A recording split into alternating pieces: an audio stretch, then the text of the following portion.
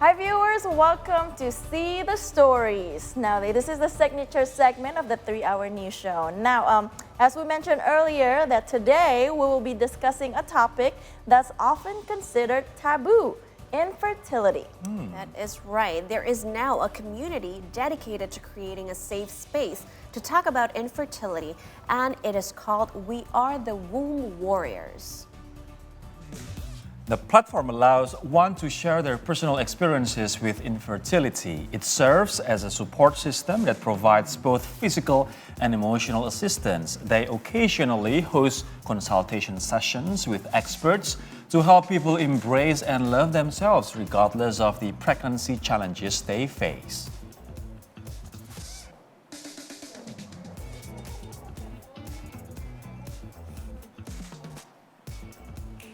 And to know more about the community, we are now connected with Zefa Fachetti of the We Are Wom Warriors community, all the way from France. Hello, Zefa. Hi, everyone. Hi, Zefa. Hi. So thank you for joining us. Thank you for inviting us.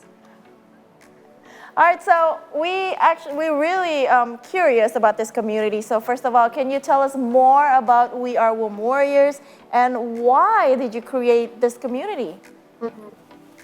So, We Are Wom Warriors basically is a kindness platform to talk about infertility challenge whether women or men in Indonesia.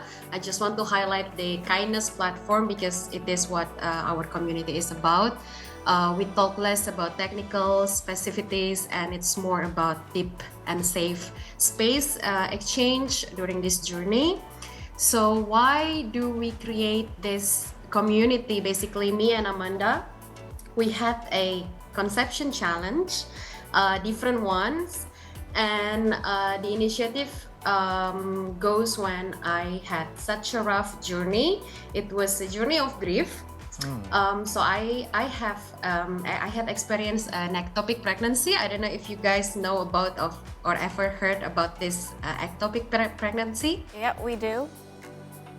We've heard of it. So I consider myself as a literated woman, but I had no idea until it happened to me. Basically, on Monday I got the pregnancy test. It was positive, and on Friday I had a surgery on the emergency because my fallopian tube was just exploded. And so after that my dad passed away. So it's such a rough grief journey. It was no one really talks about it. You can Google it, but you know, it's like lots of information here and there.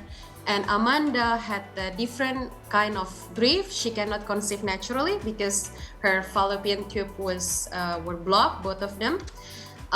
So she was reaching out to me in a way with such calmness and telling me what the after looks like, and it helped me ground it a lot. And I was just so lucky to have access with so many supporting system.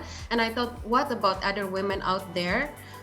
If they want to talk about what they're going through, do they have someone or any space to talk about it? And most importantly, to lift them up and to show them what the journey looked like afterward. It's not only about doctor appointments or stuff, but actually there's another part of the journey space that you can use during this conception challenge. So that's why we created We Are Wom Warriors. That's all about We Are Wom Warriors. So it started with two stories, your story and Amanda's stories, right? But I believe that as the community grow bigger, you meet more and more people inside that community, of course, and you get to listen to other stories as well, right?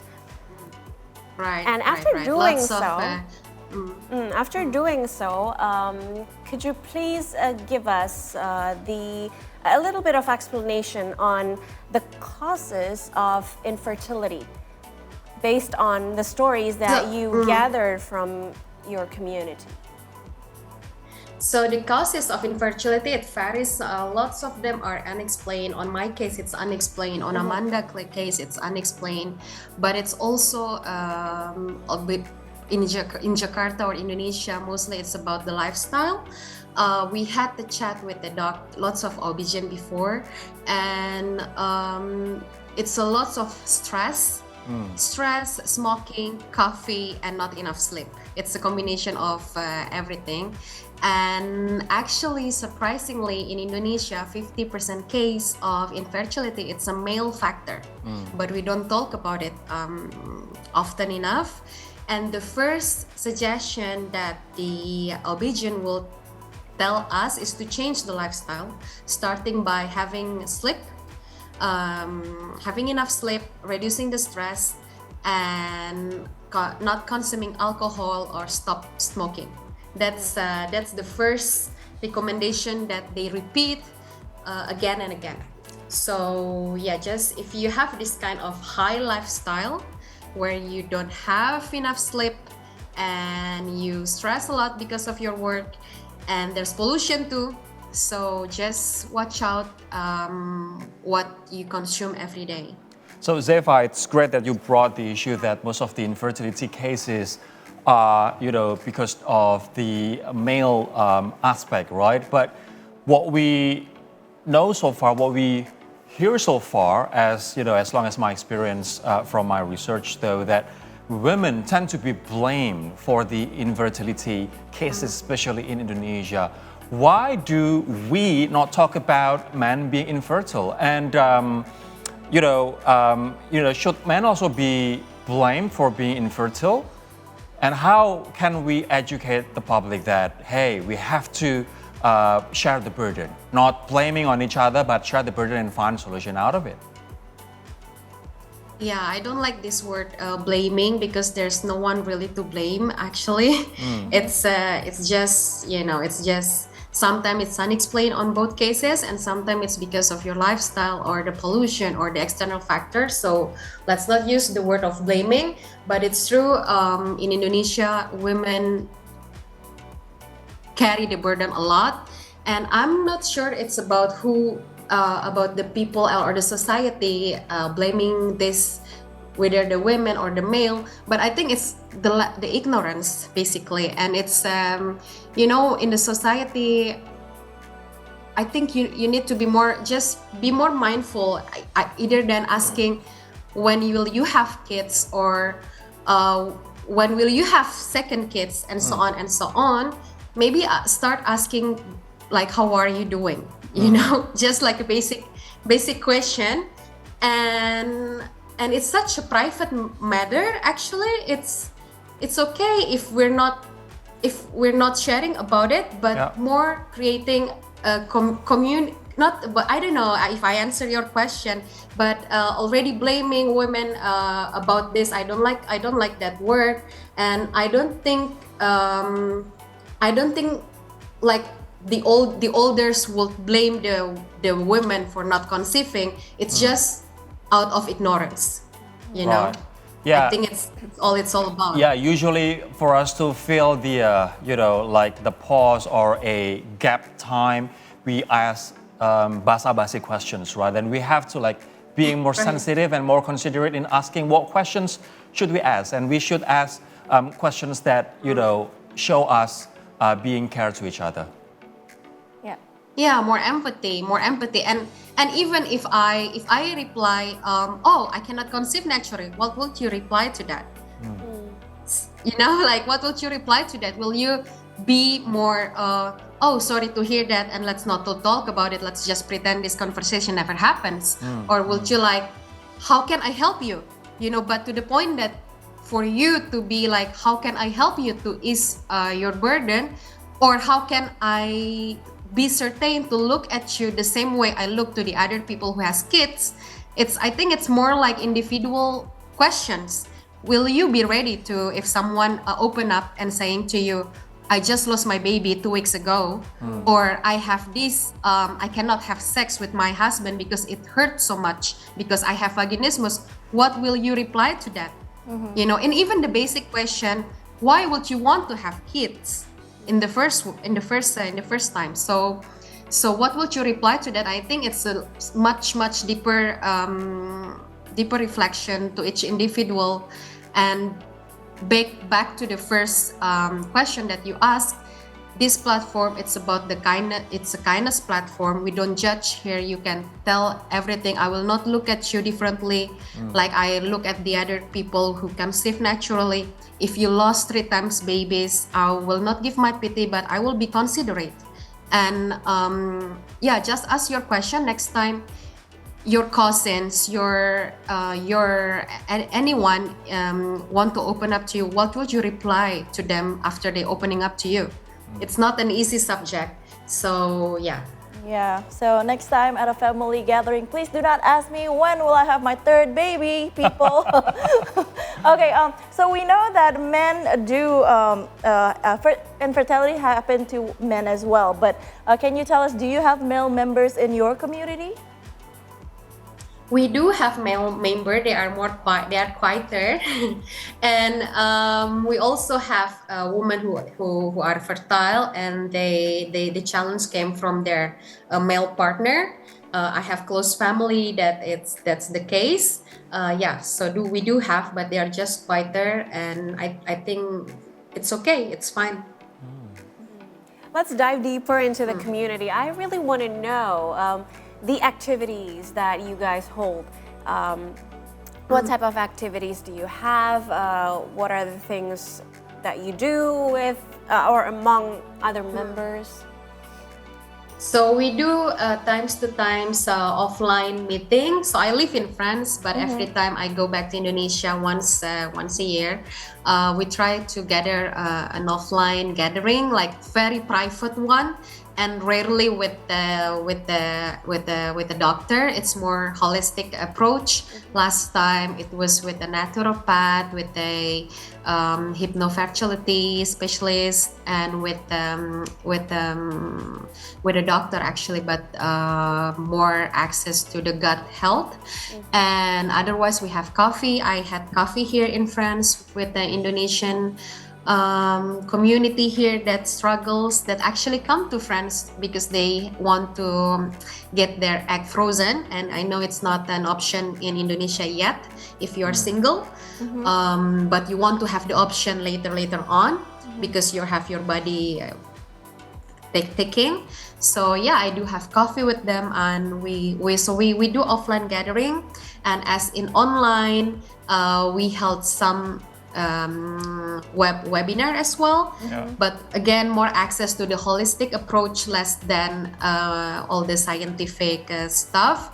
And then we do also share a lot of warrior stories from people like me and you who've been through there, and basically it's much more about sharing what the after looks like, to encourage people who are still in this journey so they can project there's a life after that if you choose or finally you don't have kids, what it will look like on the afterward.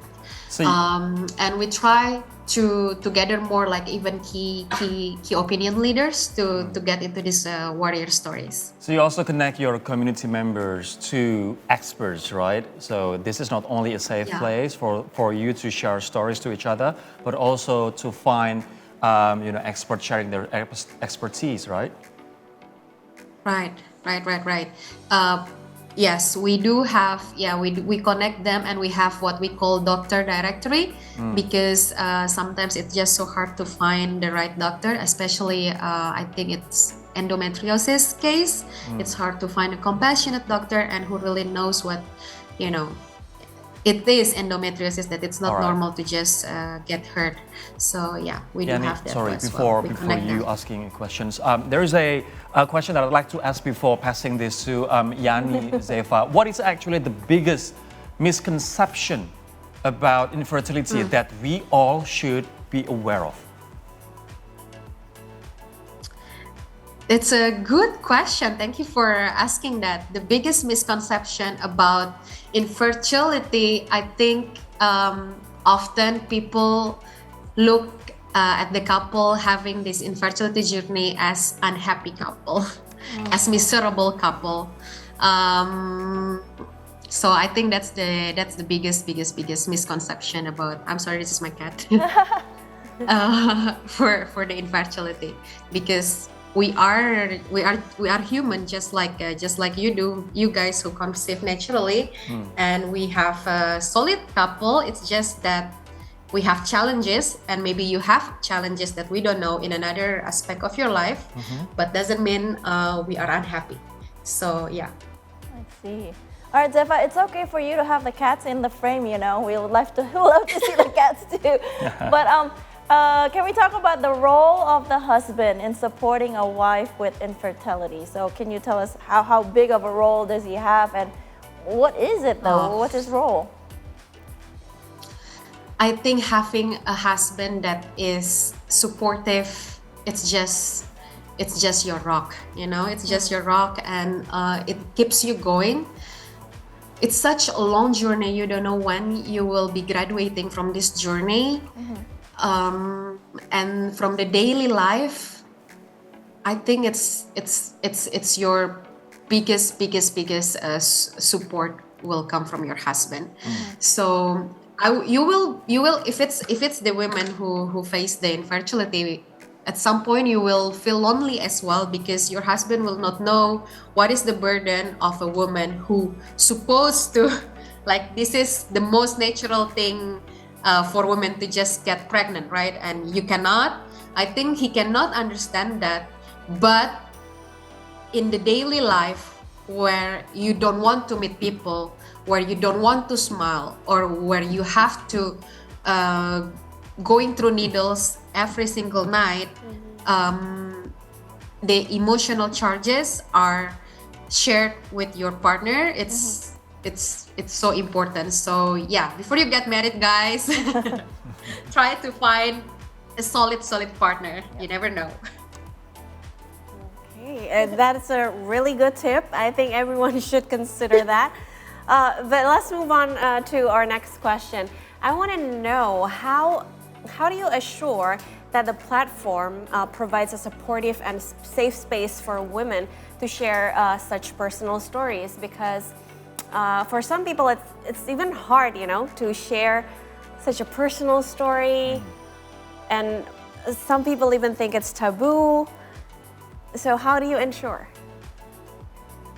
So yeah, thank you for this question. Back to the first answer that I gave, I think it's about the tone that you set on your community. I am being really vulnerable in this community by sharing first my stories. And the beginning of this community, it's lots of warrior stories, and it's such hard stories to hear, because all of this, the connection was grief. Whether you cannot conceive, whether you lost your babies, whether you lost your pregnancy, it's all about grieving the situation. So we are all being vulnerable, and I think when it comes from a place that you are being honest and kind and mindful, I think people are just responding to it in the best possible ways, you know. And luckily within this community, never once I saw a comment or people messaging with negative tone, like never ever. And actually we grow together, and when I finally got pregnant, some of members actually got pregnant too. And when we held an offline gathering, some of them afterwards are like really thanking, because it's such a deep connection. We don't for me and Amanda, already since the day one, we know that if we only get 5 people, 10 people, 15 people help thanks to this community, then it's successful. Never in our mind we want to be like targeting a million numbers, you know. Right. So yeah, so that's how we ensure, because we are honest and we're being vulnerable, and everyone that's sharing their stories are vulnerable coming from vulnerable space. And when you hear them, yeah, I think you respond it in just the best possible ways. Right. So okay, so Zefa, this is going to be our last questions. You have, provided us with many answers about the motivation, the rationale behind the forming of this community. But what are the impacts that you would like to create on women struggling with infertility? How do you want them to see their life and themselves? Yeah, I want them to feel enough, like you are enough, and I want them to feel less alone in this journey. At least that two aspects are, I know, I've been there. I felt lonely and I felt that I'm not enough, despite every other things that I achieved in my life. But I know now that it's not true, and I really want every woman who are in this journey know that they are enough, and you are not defined by whether you can conceive naturally or not, whether you can have kids or not. Definition of mother, it's such huge definition. It's mother of nature, mother of nurturing, and I want every woman released in their journey and getting their definition of mother somehow. So Right. that's the impact that I want. Zefa, thank you so much for your time from We Are Wom Warriors Thank community. you. Thank you and have a great day in France. You too. Bye. Bye-bye. Thanks.